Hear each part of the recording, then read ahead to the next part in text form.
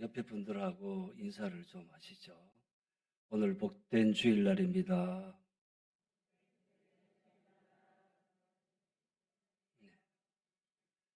오늘은 평신도 주일입니다. 네, 할렐루야, 감사합니다. 우리 교회가 올해로 110주년 되는 해이죠. 그래서 5월 달에 매주마다 심혈을 기울여서 뜻있는 행사를 진행해 왔습니다. 아마 기획하시고 또 준비하시고 이런 과정 속에서 우리 목사님 많이 피곤하셔서 아마 몸살도 앓으신 것 같아요. 5월 한 달을 보내면서 여러 가지 많은 생각들을 해봤습니다.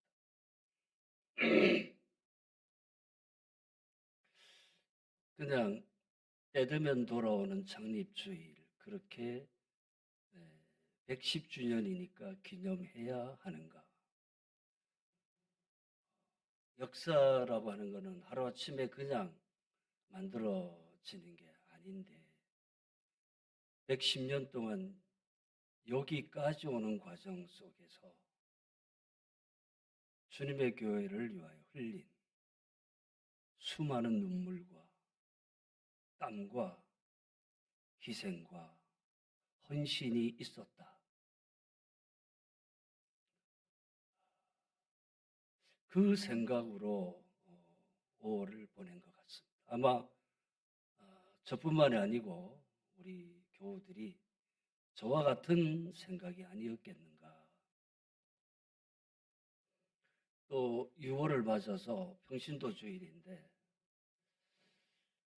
목사님 오시면서 평신도 주일은 평신도가 주관을 해서 모든 예배 일체를 이렇게 했으면 좋겠다. 그래서 작년에 처음으로 우리 김정국 장로님 이렇게 재단에 서서 설교하셨습니다. 올해 두 번째로 이렇게 제가 서게 됐는데 먼저 하나님께 감사와 영광을 돌리고 평신도들에게 이런 기회를 주신 우리 담임 목사님께 감사의 말씀을 드립니다. 어떤 말씀을 전할까 생각하다가 베드로의 신앙 고백 위에 세워진 교회를 한번 생각해 봐야 되겠다.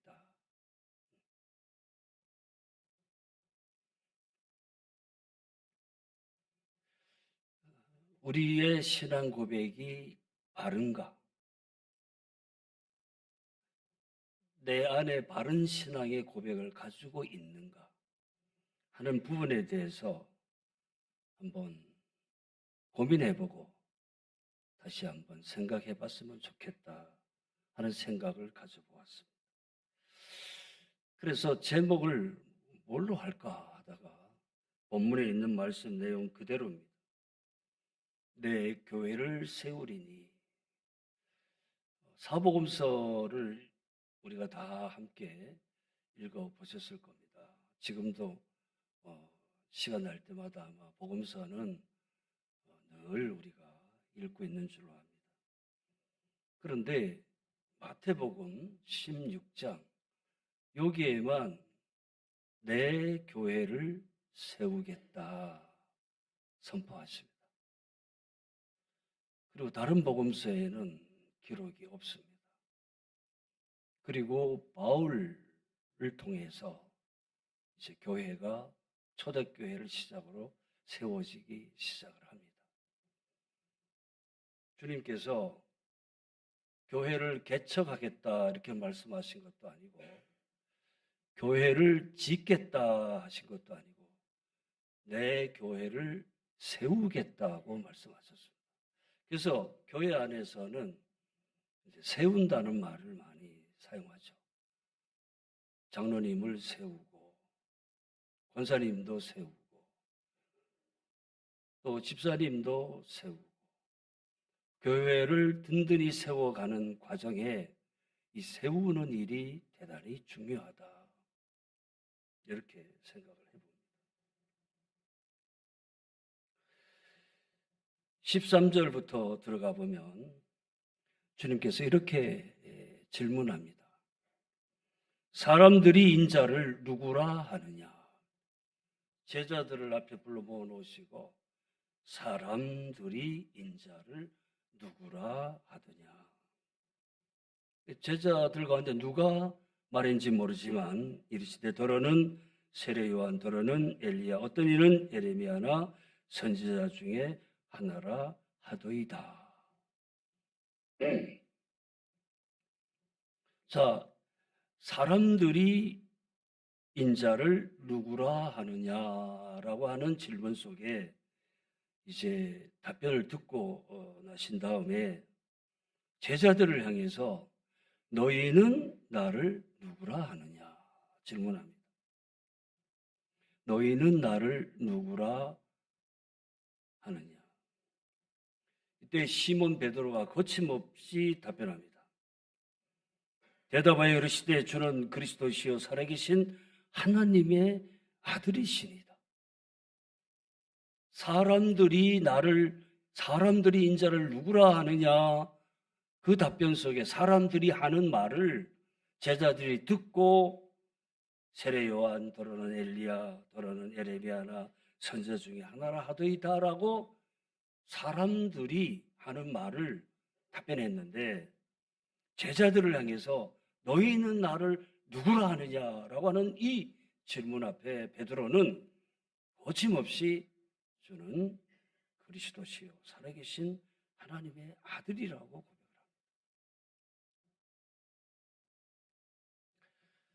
올바른 신앙 고백 이외에 교회는 세워져야 된다고 생각을 합니다. 오늘날 이단 문제가 참 우리 사회를 혼란스럽게 하고 건강한 교단까지도 위협을 받는 아주 힘든 어려운 이런 시기 속에서 우리가 우리의 신앙을 지금 지켜가고 있다고 봅니다.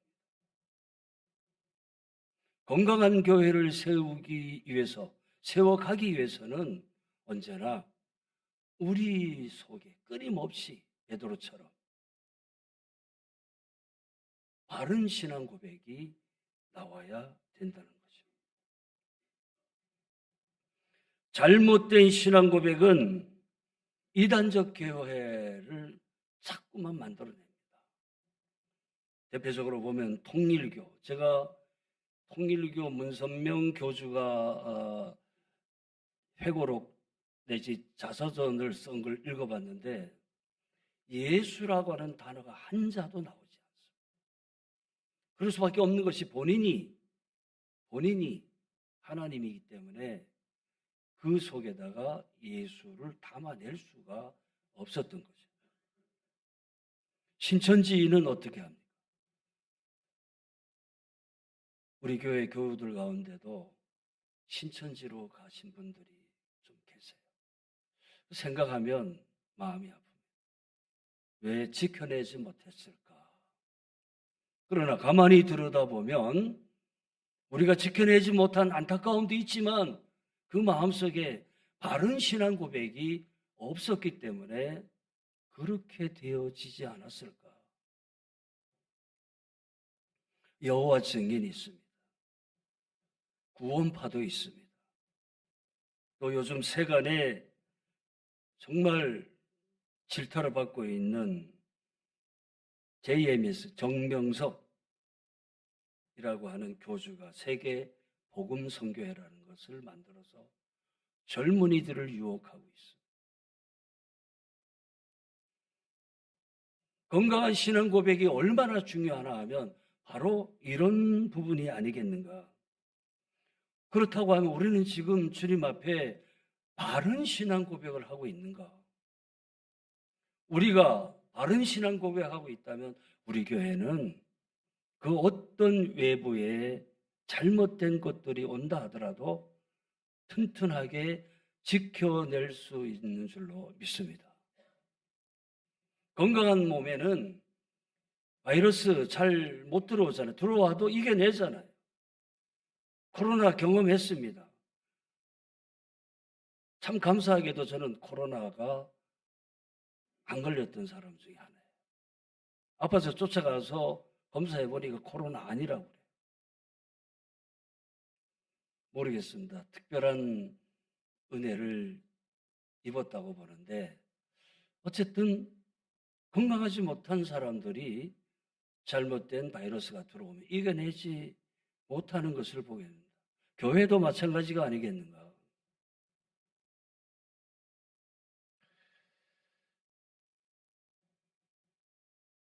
그래서 성도들에게 올바른 신앙 고백은 대단히 중요하다. 건강한 교회를 세워가기 위한 가장 기초적인 기본이다.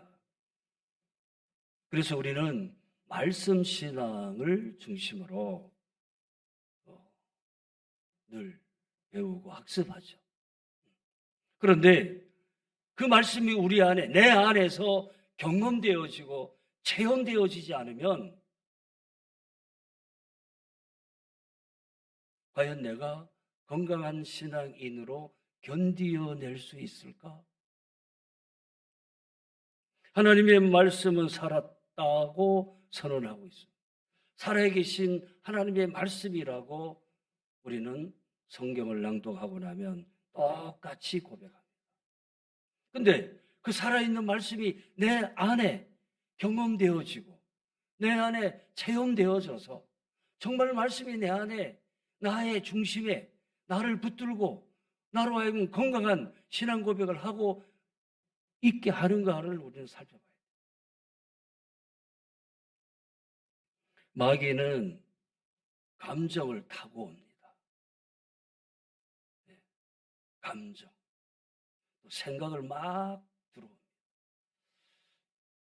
우리가 하루에 생각을 한다고 합니다. 몇 번이나 할 것 같아요. 막 일어났다가 없어지고 일어났다가 없어지고. 어떤 뇌과학자가 통계를 내봤는데 하루에 4,700가지 정도 생각이 마음속에 일어났다 사라지고 일어났다 사라진다. 근데 우리가 이런 말을 한번 들어보신 적 있을까요? 하루에도 5만 가지 생각, 5만 가지 생각. 정확히 따지보면 하루에 한 5만 가지 생각이 우리 마음속에 일어났다가 없어지고 일어났다가 없어진다. 자, 그런데 그것이 감정을 타고 생각을 타고 들어올 때 나로 하여금 건강하게 주님 앞에 있게 하는 건 뭘까? 살아계신 하나님의 말씀이 내 안에 있어야 견뎌낼 수 있다고 믿습니다. 그래서 내가 말씀의 사람인가?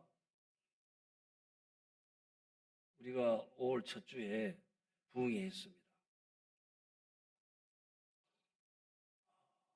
많이들 은혜 받으셨죠? 저도 은혜 많이 받았습니다. 첫 시간에 은혜 받은 것 중에 제가 지금 표현하는 겁니다. 성령의 역사는 감동이죠. 감동은 문제될 게 하나도 없어요. 오히려 감정을 다스릴 수 있게 되죠. 잘못된 생각 타고 들어오는 것을 거부하게 만들 수 있죠. 이건 아니야라고 단호하게. 그런데 우리 안에 말씀이 없다면 그런 일은 참 어렵지 않겠나 하는 생각을 해보게 됩니다. 주님께서 베드로의 고백을 들으시고 이렇게 베드로를 향하여 말씀하십니다. 예수께서 대답하여 이르시되 바요나 시몬아 내가 복이 있도다. 이를 내게 알게 한 이는 혈육이 아니요 하늘에 계신 내 아버지시니라. 또 내게 이르노니 너는 베드로라. 내가 이 반석 위에 내 교회를 세우리니 음부의 권세가 흔들지 못하리라. 할렐루야. 주님께서 내 교회를 세우시겠다고 말씀하십니다. 어디에? 베드로의 신앙 고백 위에. 일찍이 우리는 목사님을 통해서 말씀 중에 들어서 다 알고들 계시는 내용입니다. 베드로 대성전 밑에 가면 베드로의 무덤이 있습니다. 거의 가톨릭 성당은 사도들 내지는 성인들을 그 교회 밑에다가 장례를 치르고 거기다가 무덤을 만든다고 해요. 그건 뭡니까? 그분들의 신앙 고백 위에 세운다. 신앙의 고백 위에 우리 부평제일교회도 세워진 줄로 믿습니다. 110년 전에 한 분의 신앙 고백이 오늘 부평제일교회가 세워지게 되었습니다. 내 교회를 세우리니 음부의 권세가 흔들지 못하리라. 자, 내 교회라고 주님 분명히 말씀했습니다. 교회는 주님의 교회인 줄 믿습니다.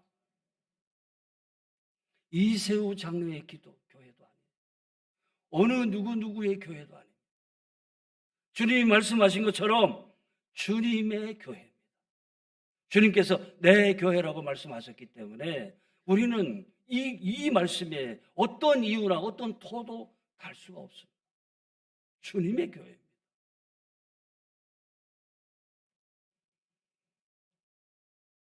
석가가 내 사찰을 지으리니 안 했습니다. 공자가 내 사당을 짓겠다 제자들을 모아놓고 안 했습니다. 마음의시 내 사원을 세우리라 안 했습니다. 여러분, 사원과 사찰과 사당은 교회와는 본질적으로 다릅니다. 제가 많이 알지 못해서 잘 찾아보진 않았습니다. 사찰하니까 보니까 절사자를 썼더라고요. 절사자. 나머지 사자는 모을사, 모였다, 모임할 때 모인다는 뜻입니다. 공자의 사당이나 마음의세 사원도 교회가 아닙니다. 교회는 이 땅에 주님께서 내 교회를 세우리니 라고 말씀하신 이 교회밖에는 존재할 수가 없습니다. 그렇기 때문에 우리는 교회를 정말 아끼고 사랑해야 됩니다. 우리 교우들 마음속에는 그 어떤 것보다도 교회를 사랑하는 마음이 충만하리라고 저는 믿고 있습니다. 교회 사랑하는 마음이 있어요.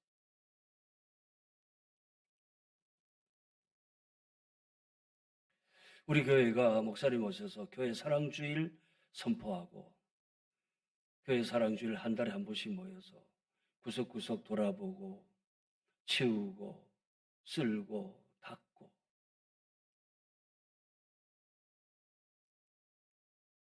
재무실에서 이렇게 있다가 교우들이 모여서 왔다 갔다 분주하게 움직이는 걸 보면 참 가슴이 뭉클할 때가 있어요.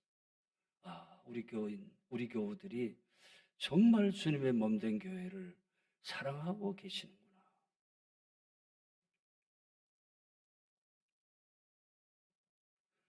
음부의 권세가 흔들지 못한다고 했는데 오늘날 사람들이 교회를 많이 흔듭니다. 마음 아픈 일이 아닐 수 없습니다. 장로가 흔들고 권사가 흔들고 집사가 흔들고 교회를 그저 막 흔들어댑니다. 여러분, 안 됩니다. 있어서도 안 되지만 우리 교회는 앞으로도 없을 줄 믿습니다. 인근의 교회를 보니까요, 싸워요. 그런데 그렇게 되니까 양떼들이 흩어지기 시작합니다. 200명, 거의 300명 모이던 교회가 성도들이 50명에서 왔다 갔다 한다는 얘기를 들을 때 참 마음이 아파요. 그래서 저는 음부의 권세도 흔들지 못하리라고 주님 말씀하셨는데 사람이 교회를 흔드는 일은 만들지 말아야 되겠다. 그리고 사람이 교회를 흔든다면 모든 수단과 방법을 동원해서 철저하게 막아낼 것이다. 그런 생각을 해봅니다. 부평제일교회 성도 여러분, 우리 교회 사랑하십니까? 진심으로 사랑하십니까? 그러면 견뎌내셔야 됩니다. 죄송합니다. 제가 간증 하나 간단하게 하고 마치겠습니다. 저도 신앙생활을 하면서 시련이 왜 없었겠어요? 많이 울고 많이 힘들어했습니다. 너무 힘들어서 교회를 떠나가려고 해봤습니다. 그게 집사 때였습니다. 원래 제가 부평성당에 한 2년 다니다가 친구 따라 딱 한 번 온다는 것이, 그 친구는 지금 신앙생활을 안 하고 있는데 가만히 생각해봤어요. 그 친구가 나를 여기 옮겨놓는 역할까지만 했구나. 근데 어느새 세월이 흘러서 58년째 교회를 섬기고 있습니다. 우리 목사님이 몇 대 목사님이신지 아세요? 아세요? 목사님 말씀하신 것 같은데 34대 목사님. 제가 신앙생활을 하면서 14번째 담임 목사님으로 섬기고 있습니다. 그 얘기는 교회가 많이 혼란스러웠다, 어려웠다. 그렇지 않겠어요? 그죠? 어려웠다.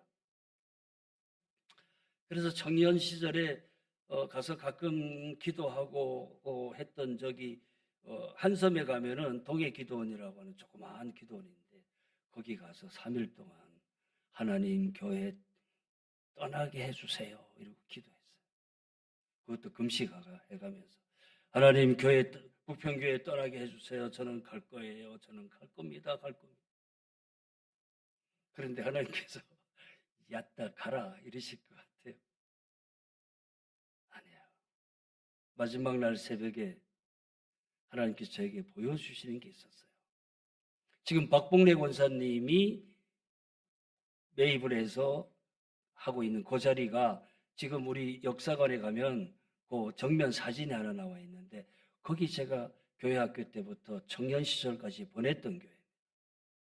그런데 제 앞에 하나님께서 이렇게 마룻바닥을 쫙 펼쳐 보여주신 거예요. 근데 보니까 여기도 물이 흥건히 있고 저기도 있고 여기도 있고 여기도 있는데, 아니 하나님 제가 교회 떠나게 해달라고 했는데 왜 이거 보여주세요 그랬더니 제 마음속에 잔잔한 음성이 들려요.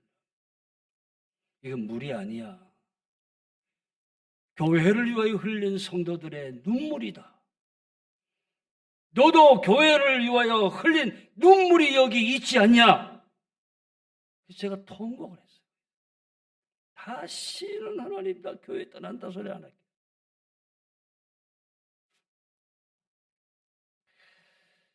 교회 살아가는 마음이 있다면 견뎌내셔야 돼요. 지금도 갈등 겪고 있다면 견뎌내셔야 돼요. 하나님이 여기에 왜 나를 있게 하셨는가에 대한 끊임없는 질문을 하나님 앞에 해야 됩니다. 하나님 왜 부평교회에 나를 여기 있게 하셨습니까? 하나님 뜻이 계시기 때문에 여기에 여러분들이 계신 거예요. 우리가 이 고백 끝까지 붙들고 있다면 내 교회를 세우리니 음부의 권세가 흔들지 못하리라고 말씀하신 그 주님의 교회를 우리가 힘을 다해서 사랑하고 튼튼히 세워가는 아름다운 역사가 110년을 넘어 210년, 310년이 될 때도 우리 교회는 여기에 건강하게 세워져 있으리라고 저는 확신합니다. 기도하겠습니다. 자비하신 하나님, 한없이 부족하고 못난 죄인이었는데 주님의 교회를 통해 부르시고 이제 하나님 앞에 교우들과 함께 교회를 세워가는 사역을 잘 감당하게 하셨으니 감사합니다. 하나님께서 사랑하셔서 귀한 담임자도 세워주시고 장로님들도 세워주시고 집사님, 권사님, 온 성도들을 이 자단에 세워주셨사오니 주님의 교회를 우리가 합력하여 튼튼하게 세워가서 하나님을 기쁘시게 하고 세상을 아름답게 변화시켜 갈 수 있는 복되고 능력 있는 주님의 교회가 되게 하여 주시옵소서. 우리 주님 예수 그리스도의 이름으로 기도하옵나이다. 아멘.